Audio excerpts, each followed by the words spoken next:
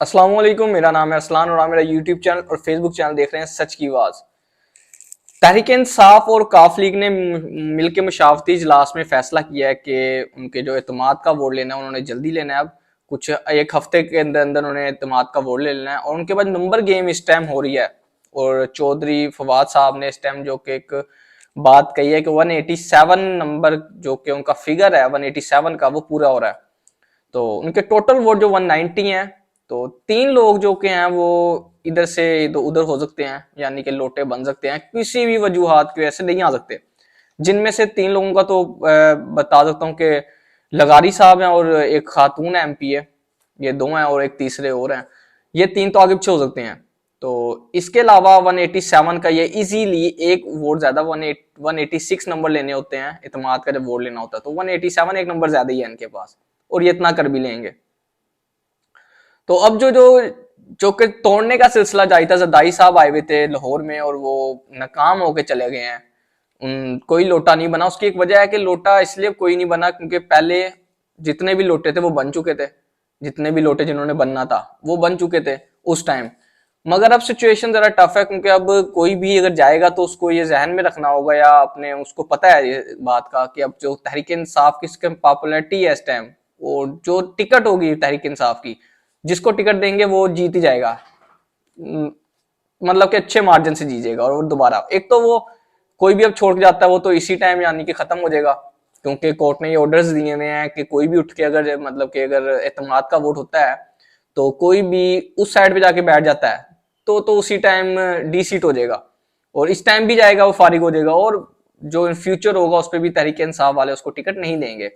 Fill वक्त तो वो चलो पैसे वूसे लेके या टिकट के लालच में तो जा सकता है, मगर टिकट के भी लालच में भी नहीं है ना इस टाइम। तो इस टाइम नून लीग के ये हालात हो गए हैं और 13 जमात की जो पार्टी है वो ये हालात हुए हैं कि वो इनकी कोई टिकट भी नहीं ले रहा है और टिकट लेने के लिए भी कोई इनके बंदे नहीं आ रहे हैं आगे। जो उनके चुनवे बंदे हैं वही हैं इस टाइम। फवाद चौधरी ने इस बारे में कहा कि किसी इसी हफ्ते इजलास कर लेंगे, एतबार का वोट ले लेंगे, उसके बाद और असम्बली को तहलील कर देंगे। गवर्नर को हटाने की कार्रवाई भी जेर बहस आएगी और इसके अंदर इजलास होगा। यानी कि वो कह रहे हैं कि हफ्ते के अंदर अंदर हम इतमाद का वोट ले लेंगे। और जो फिगर फवाद चौधरी साहब ने बताया वो 87 का है। आपको जैसे कि बताया तीन बंदे इनके आगे पीछे हो सकते हैं मगर 187 के पूरे हैं।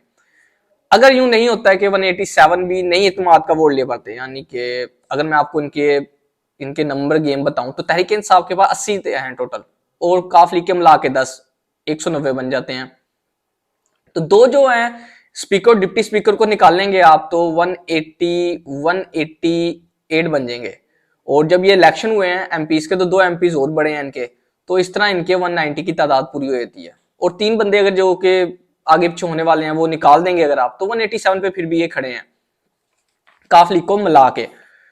जरदारी साहब ने काफी कोशिश की चौधरी सुजात के साथ के कोई काफ लीग के लोग मतलब कि 6 लोग आगे पीछे कर लें, मगर वो नहीं हो पाए क्योंकि आपको पहले बताया लोटे तो हो चुके हैं। तो एक चौधरी फवाद ने को ट्वीट किया, इससे आपको सारा मामला जो है ना सामने आ जाएगा और समझ आ जाएगी सारी गेम। उन्होंने कहा कि मौजूदा हाइब्रिड निजाम में किसी अदारे की इज्जत नहीं बची। यानी कि वो कह रहे हैं किसी अदारे की भी इज्जत नहीं बची, सारे अदारे सामने आ गए। क्योंकि जिस तरह आपने देखा है कुछ दिन पहले 8 महीने से जो आप देख रहे हैं तशद्दुद हो रहा है तहरीक इंसाफ के लोगों पर और जो जो मामला सारे हो रहे हैं, और वो 75 साल एक सेंटर को भी ठाक ले गए हैं और उस पर 45 पर्चे से इसलिए कि ट्वीट किया उन्होंने। तो सारे मामला तमाम जरा इनसे ना गुस्से में है सारे अदारों से। तो उन्होंने इस बात के बारे में बात किया मौजूदा हाइब्रिड निजाम में किसी अदारे की इज्जत नहीं बची। सीनियर 3 ब्यूरोक्रेट्स को दफ्तर में बंद किया जा रहा है। अभी पिछले दिनों जो सेक्रेटरी साहब के साथ हुआ है कि उनको रिपोर्ट तो यही किया जा रहा है और जराए भी यही कह रहे हैं कि उनको कमरे में बंद कर दिया गया था। उनको अपनी मर्जी का एक जो कि सिग्नेचर थे वो लिए गए थे और अपनी फर्जी का नोटिफिकेशन जारी करवाया गया था।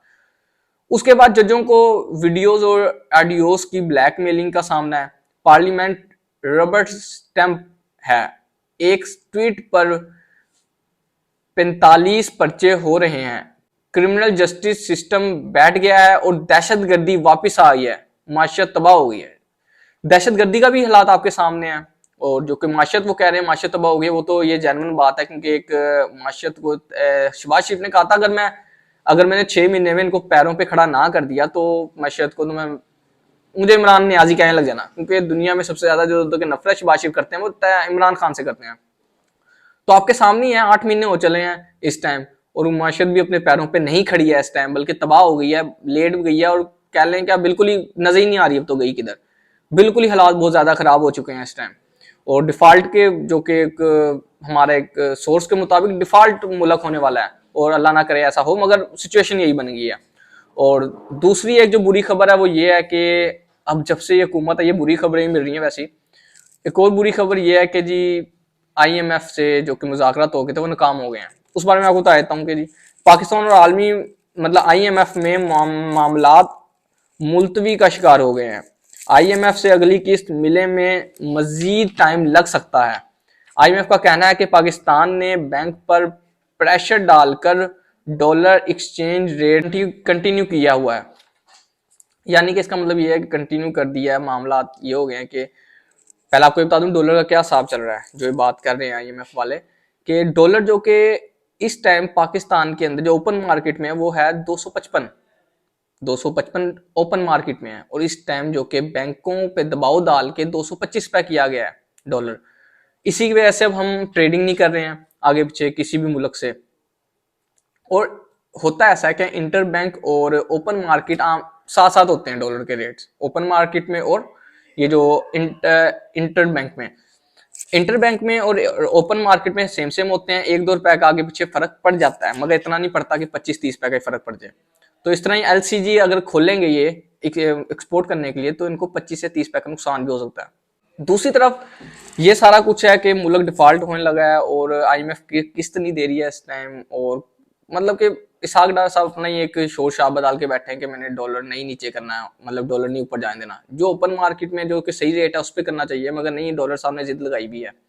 और दूसरी दफा जो जरदारी साहब चले गए हैं जी, एक और इन्होंने अच्छा अदालत ने जो फैसला दिया था, अदालत ने फैसला दिया था कि जी जो गवर्नर साहब हैं, जो कि गवर्नर ने एक गैर आईनी इकदाम उठाया था और परवेज लाई की हुकूमत को जाने को कहा था, तो उस पे बारे में भी जो कि 11 तारीख तक गारंटी ली थी चौधरी साहब से, चौधरी परवेज लाई से, कि आप 11 तारीख तक इतमाद का वोट लें और जाके अपना ये असम्बलियां तोड़ दें।